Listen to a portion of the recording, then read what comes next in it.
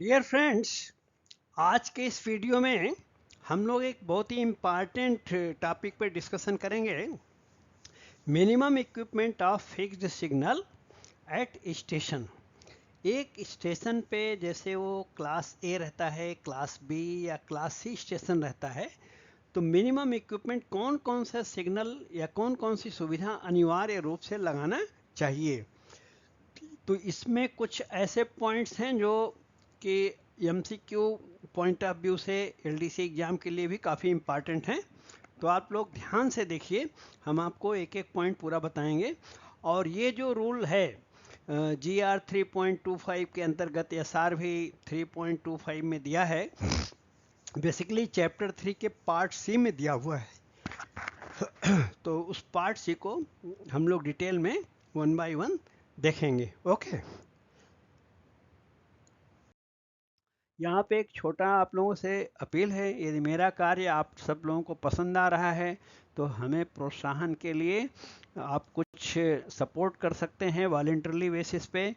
And for your support my Google पे, phone पे, Paytm number is 8309665781। This is on purely on voluntarily basis. Please support if you like the work and I will definitely continue. Thank you. यहाँ पे एक announcement है। aspirants who want online classes for preparation of departmental exam to become SM guard or ALP may contact on my WhatsApp number। मतलब जो already railway में job कर रहे हैं और station master, guard, train manager या assistant loco pilot की vacancy के लिए अप्लाई कर रहे हैं एलडीसी एग्ज़ाम के लिए, वो लोग अपने परीक्षा की तैयारी हेतु मेरे व्हाट्सएप नंबर पे मैसेज कर सकते हैं। Okay, thank you.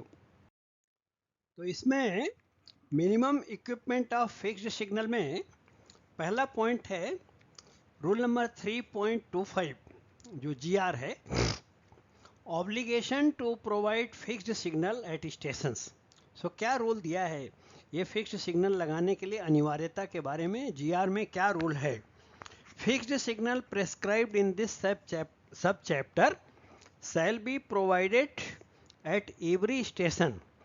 तो इस चैप्टर में या उप चैप्टर में जो रूल दिए गए हैं कि इतना मिनिमम सिग्नल लगाना है, वैसा हर स्टेशन पे लगाया जाएगा निम्न को छोड़कर, एक्सेप्ट फॉलोइंग कैटेगरी।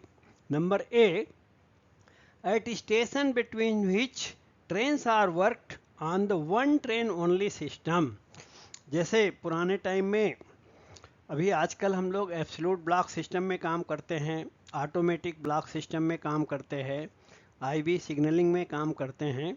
पुराने टाइम में जब रेलवे स्टार्ट हुए थे तो ऐसा भी होता था कि दो स्टेशनों के बीच में ओनली वन ट्रेन सिस्टम से भी गाड़ियाँ चलती थीं।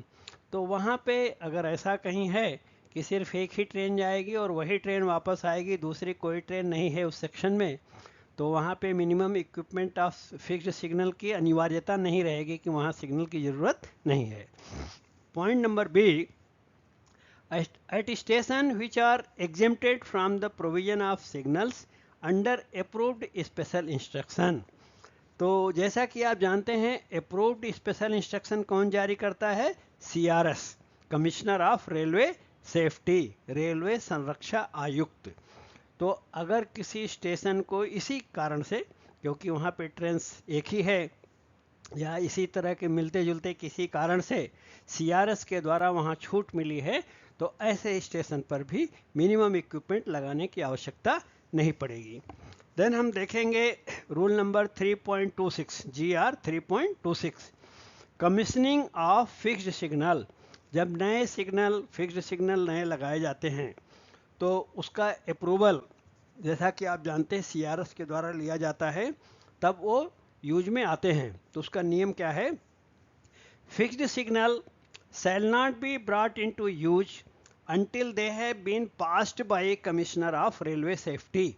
जब तक CRS यानी रेलवे संरक्षा आयुक्त किसी फिक्स्ड सिग्नल का इंस्पेक्शन नहीं कर लेंगे, उसको पास नहीं कर देंगे, तब तक उस सिग्नल का प्रयोग ट्रेन के आवागमन के लिए नहीं किया जाएगा। as being sufficient to secure the safe working of train. CRS उस सिग्नल का इंस्पेक्शन करने के बाद सुनिश्चित करते हैं कि ट्रेन के सेफ वर्किंग के लिए ये सिग्नल पर्याप्त है, सेफ है. ओके, देन आगे देखेंगे हम लोग. इसमें जीआर के नीचे जो एसआर है ये साउथ सेंट्रल रेलवे का है. तो जो दूसरे जोन के लोग देख रहे हैं तो अपने यहाँ के एसआर से सब्सिडरी रूल से ज़रूर चेक कर लें, पर ज़्यादातर एसआर हर जोन में यही रहना चाहिए. तो SR 3.26.1 when a signal is newly erected or shifted. जब सेक्शन में कोई नया सिग्नल स्टेशन पे या सेक्शन में कहीं भी नया सिग्नल लगाया जाता है या उसकी जगह बदली जाती है, it shall be jointly inspected by signal sighting committee. तो नया सिग्नल का जो इंस्पेक्शन है, जांच पड़ताल सिग्नल साइटिंग कमेटी के द्वारा किया जाएगा. उसका प्रयोग शुरू करने के पहले, उसके पहले कि उसको यूज करना शुरू करें तो सीआरएस का अप्रूवल मिला है. उसके बाद सिग्नल साइटिंग कमेटी भी ज़रूर उसका निरीक्षण करेगी. कंसिस्टिंग ऑफ, और ये सिग्नल साइटिंग कमेटी में 3 मेंबर्स होते हैं. TI means traffic inspector, SI मतलब signal inspector, and LI loco inspector. तो तीनों मेंबर की एक कमेटी जो बनाई जाती है डिवीजन में, सिग्नल साइटिंग कमेटी. तो सबका इनका क्षेत्र अलग अलग रहता है. डिवीजन में बहुत सारी सिग्नल साइटिंग कमेटी रहेंगी. तो ये लोग अपने अपने एरिया का, अपने ज्यूरिसडिक्शन का, नए सिग्नल्स का या जगह बदली है तो उसका निरीक्षण करेंगे और अपना रिपोर्ट सबमिट करेंगे ब्रांच ऑफिसर्स को. उसके बाद ही वो सिग्नल यूज में आएगा. The siting committee shall satisfy itself that signal is correctly placed and focused for day and night indications. तो सिग्नल साइटिंग कमेटी ये जांच करेगी कि सिग्नल का जो प्लेसमेंट हुआ है, जगह है एकदम सही है, उसका फोकसिंग लाइट का अच्छा है, दिन और रात के इस्तेमाल के लिए और अच्छा संकेत दिखाता है. Before certifying it as fit for use, उसको सर्टिफाई करने के पहले उसको अच्छी तरह से जांच पड़ताल कर ली जाएगी. They shall fill in and sign the report in the prescribed form. तो डिवीजन में जो इसके लिए निर्धारित फॉर्म है उसके कॉलम को फिलअप करके, साइन करके और ब्रांच ऑफिसर्स को सबमिट करेंगे. ओके, देन ये जो एमसीक्यू की बात मैं कर रहा था, तो एमसीक्यू में इस तरह क्वेश्चन पूछते हैं कि न्यूली इरेक्टेड सिग्नल्स का इंस्पेक्शन कौन करता है सीआरएस के बाद, सीआरएस के अलावा. तो उसका आंसर है signal sighting committee.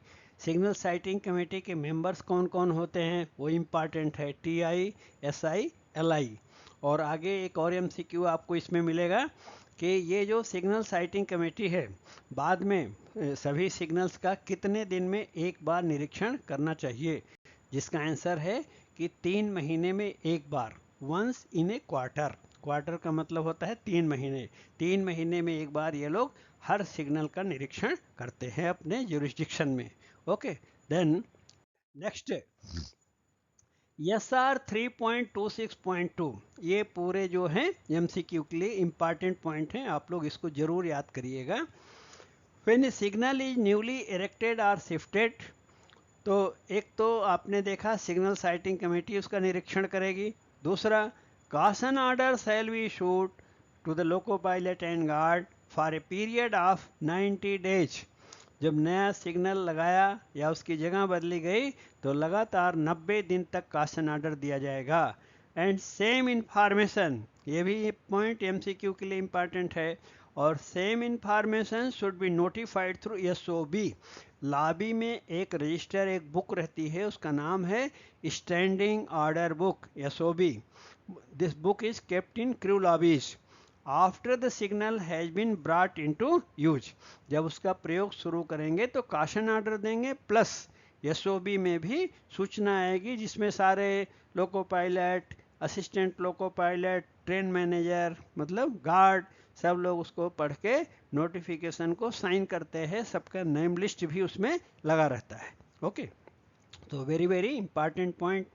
Then SR 3.26.3. All signals on a section shall be jointly inspected by SI, TI and LI मतलब सिग्नल साइटिंग कमेटी। जब ये तीनों मेंबर का नाम लिया जाता है तो उसका मतलब होता है signal sighting committee. At least once in a quarter, मतलब कम से कम 3 महीने में एक बार उसका निरीक्षण जरूर करना चाहिए सभी सिग्नल्स का। इससे ज़्यादा कर लिए तो कोई प्रॉब्लम नहीं, ज़्यादा भी कर सकते हैं, लेकिन मिनिमम दिया है कि क्वार्टर में एक बार यानी 3 महीने में एक बार करना है।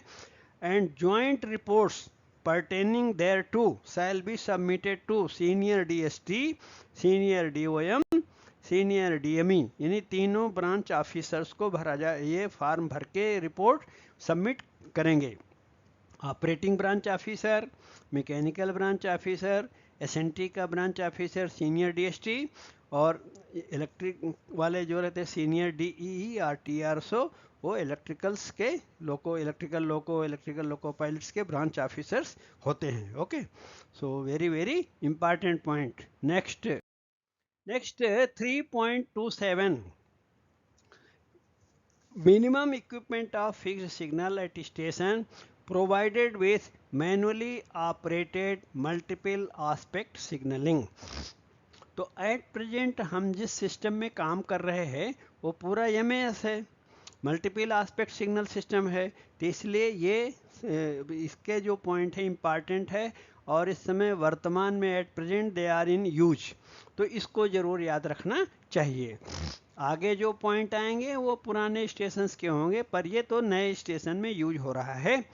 The minimum equipment of fix signal to be provided for each direction means up direction and down direction should be as follows.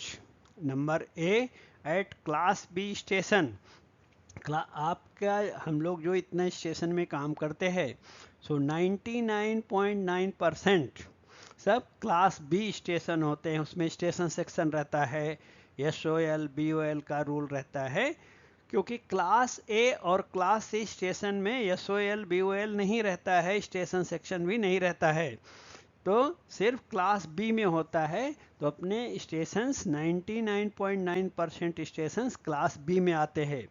तो इसमें मिनिमम कौन कौन सा सिग्नल अनिवार्य है? डिस्टेंट, होम और starter signal. Distant, home, starter compulsory है। इसके अलावा एडवांस स्टार्टर रहता है, IB रहता है, वो अतिरिक्त सिग्नल है, मिनिमम इतना देना पड़ेगा आपको। वो सिंगल लाइन में भी वही रूल है, डबल लाइन में भी। आजकल जो MAS है class B, distant signal, home signal और स्टार्टर कंपलसरी है।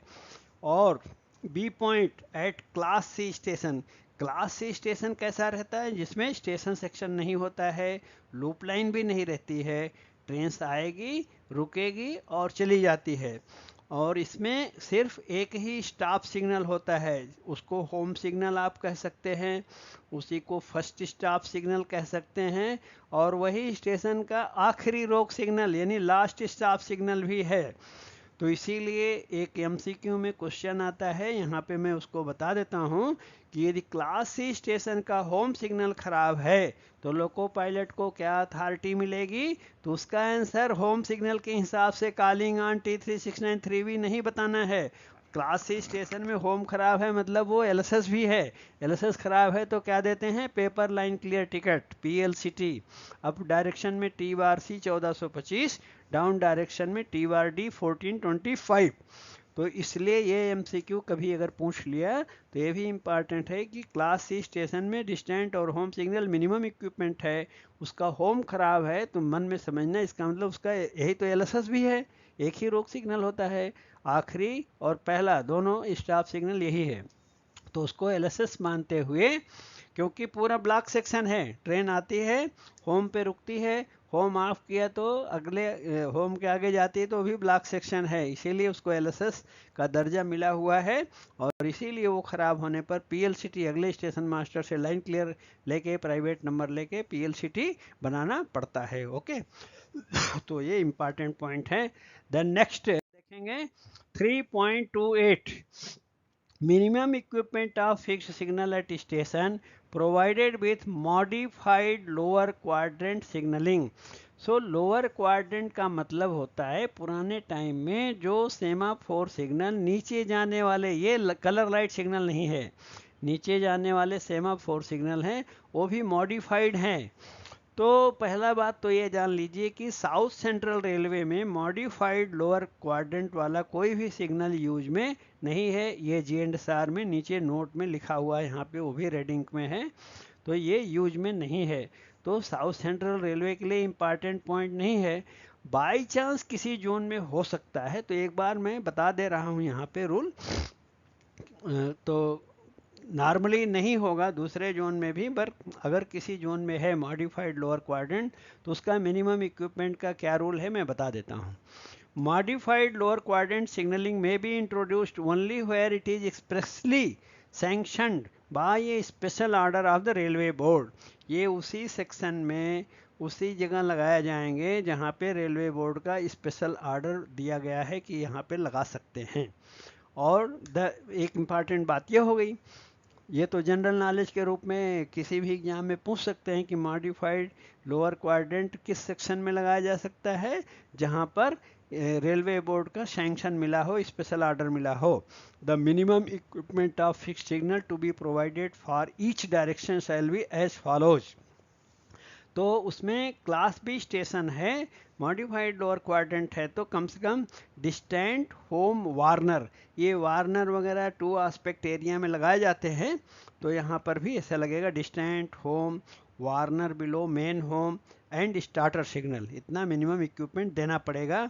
और क्लास सी स्टेशन में सिर्फ डिस्टेंट सिग्नल और होम सिग्नल रहेगा।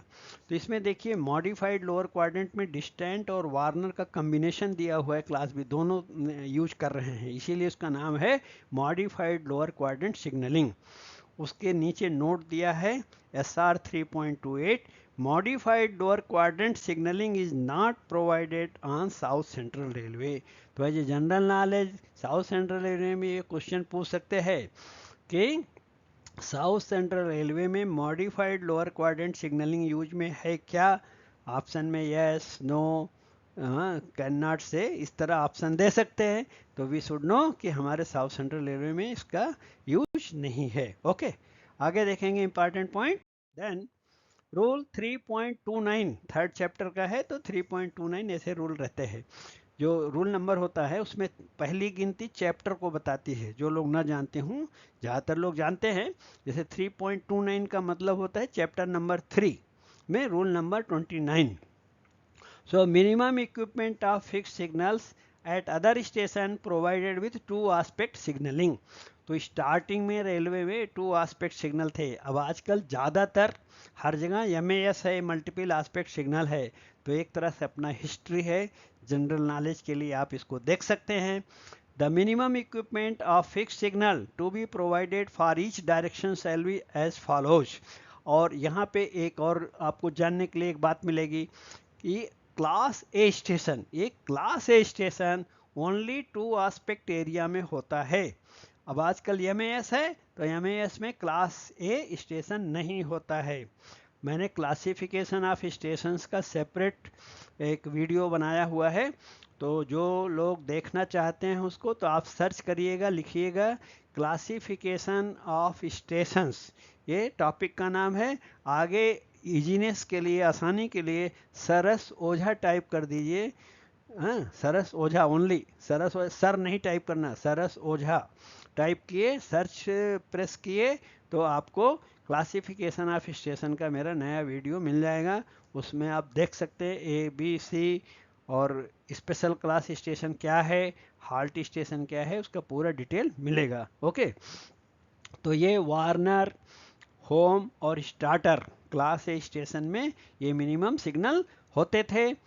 2 आस्पेक्ट एरिया में ही क्लास ए होता है। Then B, at class B station on single line अलग रूल है, डबल लाइन अलग रूल है। कि बाकी जगह आपने देखा सिंगल लाइन डबल लाइन सब में एक ही रूल है, यहाँ पे थोड़ा अलग किया है। सिंगल लाइन में आउटर और होम चाहिए कंपलसरी, डबल लाइन में आउटर होम के साथ स्टार्टर भी चाहिए। Note, both on single line and double line, a warner shall be provided in accordance with rule number 3.06 if trains run through at speed exceeding 50 kmph। तो इसमें rule में GR में rule में दिया है कि सिंगल लाइन डबल लाइन में एक वार्नर सिग्नल भी अनिवार्य रूप से देना पड़ेगा यदि ट्रेन रन थ्रू, जो स्टेशन से रन थ्रू ट्रेन जाती है उनका स्पीड 50 के ऊपर है, इसका मतलब 50 तक है, तो वार्नर देने की आवश्यकता नहीं है। और सी पॉइंट देखिए नीचे, at class C station warner और होम अनिवार्य रूप से देना पड़ेगा। ओनली डबल लाइन में स्टार्टर देना है, बाकी सब जगह स्टार्टर कंपलसरी सिंगल लाइन में, और क्लास सी में स्टार्टर, क्लास सी में तो स्टार्टर होता ही नहीं है, और सिंगल लाइन में स्टार्टर कंपलसरी नहीं है टू एस्पेक्ट में।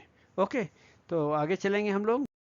So next is rule 3.30, additional fixed signals eight stations generally. ये रूल दिया है कि इन जनरल स्टेशनों पे दूसरे कौन से इक्विपमेंट लगाना चाहिए। In addition to minimum equipment of signals prescribed in rule 3.27, 3.28 जो हम लोग ऊपर देख चुके हैं, 3.29 and 3.32, such other fixed signals shall be provided at every station as may be necessary for the safe working of train। तो जो ऊपर हम देख चुके हैं, इससे इसके अतिरिक्त भी कुछ फिक्स्ड सिग्नल्स लगाए जा सकते हैं जो ट्रेन के सेफ वर्किंग के लिए जरूरी हों। तो 3.31 देखिए rule number, signals eight class D station. तो क्लास डी स्टेशन आप मन में समझ लीजिए, ये ब्लॉक स्टेशन नहीं है, क्यों, यहाँ स्टेशन मास्टर नहीं है, ब्लॉक इंस्ट्रूमेंट्स नहीं है, और ये जो अपने होम सिग्नल, स्टार्टर सिग्नल, इस तरह के सिग्नल्स नहीं है, क्योंकि उनको ऑपरेट करने के लिए स्टेशन मास्टर भी नहीं है। इसको हाल्ट स्टेशन बोलते हैं, क्लास डी स्टेशन बोलते हैं। दो ब्लॉक स्टेशंस के बीच में जो ब्लॉक सेक्शन है वहाँ पे बीच में रहता है, कुछ पैसेंजर ट्रेनें रुकती हैं यहाँ पे। सो एट क्लास डी स्टेशन, यहाँ पे क्या लगाएंगे, बोर्ड लगाया जाता है, उसके बोर्ड के बारे में रूल यहाँ पे दिया हुआ है। At class D station train may be stopped in such manner as may be authorised by special instruction. तो जहाँ भी आप देखते हैं स्पेशल इंस्ट्रक्शन वर्ड लिखा है, इसका मतलब अथराइज्ड ऑफिसर। अथराइज्ड ऑफिसर कौन होता है, जो उनका PCOM या जिसको COM बोलते थे पहले। और जहाँ पे अप्रूव्ड स्पेशल इंस्ट्रक्शन वर्ड मिले तो मन में समझ लेना वो CRS के द्वारा जारी होता है। Special instruction authorised officer of zone या PCOM के द्वारा जारी किया जाता है। तो SR देखेंगे 3.31, ये भी इम्पॉर्टेंट है आगे के rule MCQ point of view से। Loco pilot of train having scheduled halt at D class station shall stop his train as per schedule given in WTT। तो ये भी MCQ में क्वेश्चन आता है कि हाल्ट स्टेशन या क्लास डी स्टेशन पर लोको पायलट किसके अनुसार गाड़ी चलाते हैं, तो आंसर है वर्किंग टाइम टेबल, क्योंकि वहाँ सिग्नल्स नहीं होते, स्टाफ सिग्नल्स नहीं होते। और दूसरे स्टेशन जो ब्लॉक स्टेशन है वहाँ पे गाड़ियाँ कैसे चलती हैं, as per WTT and also as per signal. तो ब्लॉक स्टेशन में सिग्नल के आधार पर और वर्किंग टाइम टेबल दोनों फॉलो करना है, और हाल्ट स्टेशन में सिग्नल नहीं है तो वर्किंग टाइम टेबल फॉलो करना है। Important for MCQ questions. Okay, so आगे देखेंगे। तो next rule is SR 3.31 bracket 2। यहाँ पे स्टाफ बोर्ड की बात कर रहे हैं, जो हाल्ट स्टेशन है वहाँ कौन कौन सा बोर्ड अनिवार्य कर दिया है आजकल। एक इंजन स्टाफ बोर्ड लगाया जाएगा येलो बैकग्राउंड में, shall be provided at a distance of 15 metre. कहाँ से, beyond point or place on the platform where train is required to stop. So passenger train रुकती है हाल्ट स्टेशन पे, तो जहाँ पे रुकने का नियम है 15 मीटर आगे लगभग इंजन स्टॉप बोर्ड रहता है, so that engine stop board के सामने इंजन रुकेगा तो पूरी ट्रेन प्लेटफॉर्म पे आएगी। Okay, then the size of board के बारे में दिया है, इट शुड बी 5 × 1 फीट। आगे हम नेक्स्ट स्लाइड में आपको इसका डायग्राम भी दिखाएंगे। ये रेक्टेंगुलर शेप का है with the letter engine stop painted in black on yellow black ground. Board का रंग पीला होता है, ब्लैक कलर में इंजन स्टॉप लिखा रहता है। Okay, then 3.31 bracket 3 to indicate loco pilot of approaching halt station class D station। So loco pilot जब आ रहा है हाल्ट स्टेशन तो उसके गाइडेंस के लिए एक चेतावनी बोर्ड लगाया जाता है, और वार्निंग बोर्ड में क्या लिखा रहता है, उसमें एच लिखा रहता है ब्लैक कलर में। रेट्रो रिफ्लेक्टिव यानी उसके ऊपर जो पेंट यूज करते हैं ताकि उसके ऊपर इंजन का जो लाइट पड़ेगा तो चमकता है, दिन में दिखाई देगा, रात में लाइट चमकेगी, साफ दिखाई देगा। Shall be provided on approach and in rear of the D class station at a distance of 1200 metre from engine stop board. So engine stop board जहां इंजन रुकना है वहां से 1200 मीटर यानी 1.2 किलोमीटर पहले इंजन स्टॉप बोर्ड के पहले H board लगा रहेगा, उसी को बोलते हैं वार्निंग बोर्ड। ये हाल्ट स्टेशन के लिए चेतावनी बोर्ड का काम करता है। ओके, सो ये भी 1200 मीटर और 15 मीटर जो आंसर है एमसीक्यू के लिए इंपॉर्टेंट है। फिर आगे देखेंगे हम next 3 SR 3.31 bracket 3 continued. Warning board shall be in accordance with diagram shown below. आगे डायग्राम जो दिया है उसके अनुसार बनाया जाएगा। The board shell consist of A square board having each side of 600 millimetre. जो एच बोर्ड है एक स्क्वायर बोर्ड रहता है, यानी 600 मिलीमीटर का मतलब 60 सेंटीमीटर लंबा, 60 सेंटीमीटर चौड़ा। The board shall bear the letter H in black color on yellow background. जो पीला बैकग्राउंड पे H काले रंग में लिखा जाएगा। This board shall be fixed on post 2 metre high. जो जिस खंभे पे लगाएंगे उसकी हाइट कितनी होनी चाहिए, 2 मीटर ऊंचा होना चाहिए। From the rail level to the bottom of the board, which is painted with 300 millimeter high bands of white and black straps. सो ये जो पोस्ट है जिस खंभे पर लगाते हैं बोर्ड को, उसमें व्हाइट और ब्लैक अल्टरनेटिवली पेंट मारते हैं। Then SR 3.31 bracket 4 loco pilot of the train having schedule halt at D class station shall start his train on guard hand signal. तो ये भी एक एमसीक्यू है इंपॉर्टेंट कि हॉल्ट स्टेशन में लोको पायलट रुकने के बाद गार्ड का हैंड सिग्नल देख के अपना टाइम के हिसाब से और गार्ड से एक्सचेंज करके हैंड सिग्नल देख के तब गाड़ी को स्टार्ट करना चाहिए। ओके, आगे देखेंगे। ये है हमारा ये जो बोर्ड लगे हैं हाल्ट स्टेशन के पहले। एच बोर्ड आपको स्टेशन से 1200 मीटर पहले मिलेगा और तो लोको पायलट अलर्ट हो जाएगा। इसमें देखिए मेजरमेंट जैसा बताया गया था वैसा ही मेजरमेंट यहाँ पर भी लिखा हुआ है GNSR में। और इंजन स्टॉप बोर्ड रेक्टेंगुलर है, एच बोर्ड स्क्वायर शेप का है और ब्लैक एंड वाइट खंभा है। येलो बैकग्राउंड पे लिखा है, एच ब्लैक है, इंजन स्टॉप भी वैसा ही है ब्लैक कलर में, येलो बैकग्राउंड है। और दोनों की हाइट जो खंभे की है 2 मीटर ऊंचे खंभे पे लगाया जाता है रेल लेवल से। और इंजन स्टॉप बोर्ड की हाइट 5 फीट है और एच बोर्ड की हाइट 60 सेंटीमीटर या 600 मिलीमीटर है। इंजन स्टॉप का याद रखिए 15 मीटर प्लेटफार्म के आगे जहां रुकना है उससे 15 मीटर आगे रहेगा। एच बोर्ड इंजन स्टॉप से पहले 1200 मीटर पे रहेगा, 15 मीटर और 1200 मीटर। ओके, सो आगे चलेंगे। Then minimum equipment of fix signal in automatic area का भी थोड़े पॉइंट्स हमने इसमें इंक्लूड किया है सो दैट आप ऑटोमेटिक सिग्नल के बारे में भी थोड़ा आइडिया रखिए कि वहाँ भी मिनिमम इक्विपमेंट ऑफ सिग्नल का क्या रूल GNSR में दिया हुआ है। सो रूल नंबर है GR 9.04 minimum equipment of fixed signal in automatic single line. So minimum equipment of fixed signal to be provided for each direction shall be as follows. Number A, manual or semi automatic stop signal at station. जो automatic area में home signal होते हैं, starter होते हैं, advance starter होते हैं, या तो मैनुअल लगाए जाएंगे या semi automatic, so that train का एंट्री और स्टार्टिंग एग्जिट एसएम के कंट्रोल में रहना चाहिए। उसको प्योर ऑटोमेटिक सिग्नल नहीं रखते हैं। ओके, सो मैनुअल या सेमी ऑटोमेटिक होम होना चाहिए और एक स्टार्टर सिग्नल अनिवार्य रूप से होना चाहिए। Number B point, an automatic stop signal in rear of home signal of station। और जो होम सिग्नल है उसके पीछे स्टॉप सिग्नल्स रहेंगे, वो प्योर ऑटोमेटिक रहेंगे। Then rule number 9.05 additional fixed signal in automatic single line.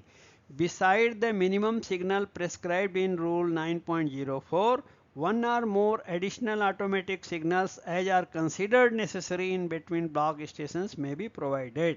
Home के पीछे एक ऑटोमेटिक सिग्नल का बात करें अनिवार्य रूप से देना है। इसके अलावा पूरे ब्लॉक सेक्शन को डिफरेंट ऑटोमेटिक सिग्नलिंग एरिया में बांट देते हैं और बहुत सारे ऑटोमेटिक सिग्नल लगाते हैं आवश्यकता अनुसार, सो वो भी दिया जाएगा। Then point number 2, in addition such other fix signal as may be necessary for the safe working of the train may be provided. इसके अलावा ट्रेन के सेफ वर्किंग के लिए जो भी सिग्नल आवश्यक हैं उनको दिया जाएगा। Okay, so minimum home, starter और होम के पीछे ऑटोमेटिक सिग्नल उतना अनिवार्य है सिंगल लाइन में। देन डबल लाइन का बात करेंगे। डबल लाइन में क्या रहता है? 9.01a, line shall be provided with continuous track circuiting or axial counters. So line तो पूरा ऑटोमेटिक एरिया में इवन सिंगल लाइन में ट्रैक सर्क्यूटिंग रहता है, क्योंकि उसी के बिना ट्रैक सर्क्यूटिंग और एगियल काउंटर के प्रयोग किए सिग्नल कैसे ऑटोमेटिकली ऑन ऑफ होगा? ये तो पूरा ट्रैक सर्क्यूटिंग और एगियल काउंटर के वजह से ही होता है, इसलिए वो तो देना ही पड़ेगा। B, line between two block stations will be divided into series of automatic block signaling section governed by automatic stop signal. और पूरा जो ब्लॉक सेक्शन है वो सिग्नलिंग सेक्शन में 1-1 किलोमीटर में बांट देते हैं और हर 1-1 किलोमीटर के सेक्शन को ऑटोमेटिक सिग्नल कंट्रोल करता है थ्रू एगियल काउंटर और ट्रैक सर्क्यूटिंग के माध्यम से। Number C, automatic stop signal shall be controlled by the track circuit or axial counter.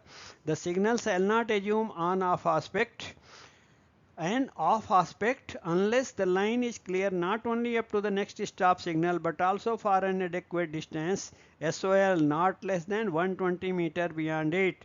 And इसका मीनिंग क्या है कि एक ऑटोमेटिक सिग्नल है नंबर 1 और दूसरा है नंबर 2 ऑटोमेटिक सिग्नल। तो कोई भी ट्रेन जैसे ही ऑटोमेटिक सिग्नल को पास करती है तो वो हो जाता है रेड। रेड होने के बाद अब अगले ऑटोमेटिक सिग्नल प्लस आगे जो SOL सिग्नल ओवरलैप है 120 मीटर, 120 मीटर नेक्स्ट सिग्नल के आगे जब ट्रेन पास होती है तो पिछला सिग्नल तब वो येलो लाइट दिखाएगा, कासन में जाएगा। मीन्स येलो लाइट आने का मतलब ये signal plus next signal free है प्लस 120 मीटर SOL फ्री है, तभी ये सिग्नल ऑफ होगा, नहीं तो रेड लाइट दिखाएगा, ऑन में रहेगा।